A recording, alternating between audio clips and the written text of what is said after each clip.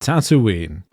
Tatooine was always my least favorite place in all of Star Wars. I thought like Anakin, I hated sand. I don't like sand. And that desert planet equals boring planet, but I have been absolutely enthralled with Arrakis ever since I saw the first Twinkfany Chalamet movie. Dune Awakening removes the boring desert lol by having different shades of sand, rocks, and oh yeah, terrifying, absolutely terrifying. In my many hours wasted away in Rust, I have had some really heart-pounding moments, it's fair to say, but trying to outrun an incomprehensibly colossal space worm on a shitty sand Vespa may have been some of the most cortisol-inducing moments I've had in a game in a long time. But to truly articulate how terrifying this guy is, other than Big Worm, we need to talk about the rest of the game.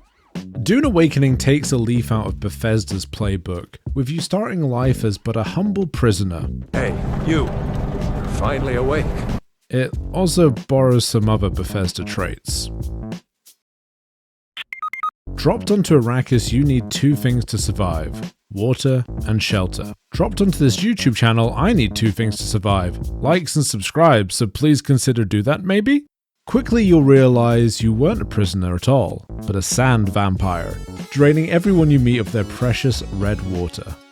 You will want to build near enemies to harvest blood regularly.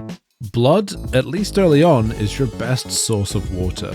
I was constantly running around dehydrated until I started treating water like a proper resource like stone or iron, and then consistently harvesting it in advance of needing it.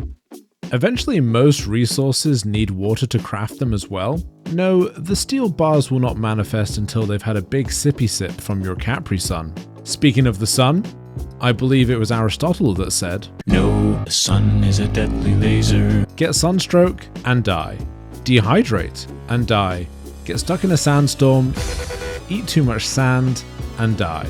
And this is where the worm comes back in, because you may have a still suit keeping you moist with a decent water supply back at your base, you might be zipping around on your sand bike and keeping to the shade, and you may have finally unlocked the Zappy shield and be competent in combat. But the worm is the great equalizer. I fucked around a little bit too much in the second area and got kicked in the dick so hard by the worm, I had to travel back to the tutorial area just to resupply. 20k Solari down a Sarlacc-shaped drain. The worm really is a force of nature on par with the sun. You can avoid it, you can sometimes manipulate it, but you cannot best it. My only criticism so far, with about 20 or so hours in the game, is it can be a little glitchy, and the early game combat is a bit shit. Glitchy is self-explanatory, texture pop-ins, really buggy cutscenes, and before the early Nvidia patch, the game was all over the place. But there's nothing here, at least in my experience, that's game-breaking. Combat, however, is a slog early on. Getting rinsed at range or overwhelmed in close combat and having to retreat was my experience for a lot of the first 10 or so hours, leaving you feeling very vulnerable and weak. What I forgot is that at some point I was getting the cool shield thingy, and really I think this should have been earlier. It feels so necessary and brings balance to the combat, and has it feeling far more natural. Add in a sword over your prison shank and the combat felt really well rounded and a lot of fun. It's one of the few games I can think of that which gives heavy and light attacks more purpose than just big number and slow and low number and fast.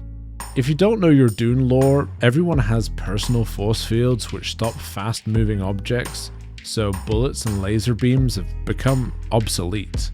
A knife gets you up close and personal and allows you to slowly stab through the shield. These are your heavy attacks. Parry or dodge or unleash a flurry of light attacks to make openings, and use your heavy attack to pierce through the shield. It makes every fight feel more like a duel than just whacking an enemy with numbers until their number is 0. Another element of gameplay which benefits greatly from progression is traversal. At the start, you're scrambling up rocks like a sandy golem, but later you're throwing yourself up with your magical levitation device, which allows you to fly. This isn't flying, this is falling with style. Running between rocky outcrops moves to sand biking and eventually buggying, with the mythical end vehicle being the mosquito helicopter thing, which I'm really excited to get my hands on. Traversal feels like a journey through its progression. Combat feels like it's got a key ingredient missing for a while, until that eventually shows up. I feel like some folk may say you need to play a dozen or so hours for the game to get fun, but I was having fun from the start. I think after the first dozen or so hours is when the game really starts to open up and everything starts to click. You can absolutely have a fulfilling time just hanging out in the early world, and in fact I would recommend doing a bit more of that than I did. I launched myself across the sandy sea the second I could, which may have been a bit much too soon. Overall, this game is so fun. I'm just getting started, but I get where it goes from here, and I'm so excited to play more. Maybe I'll tail off after I get the mosquito copter, ornithopter? I don't know what it's called. But so far, I'm absolutely hooked. But what is your favorite franchise in sci-fi or fantasy that you'd like to see get the survival crafting game treatment? Let me know in the comments down below. I was playing another Rustlike recently, which might also make it to a video, from two franchises I absolutely love. So yeah, potential there as well. But until then, if you've made it this far, do yourself a favor, like, subscribe, drop us a comment, and yeah, I'll see you next time. Bye. Bye.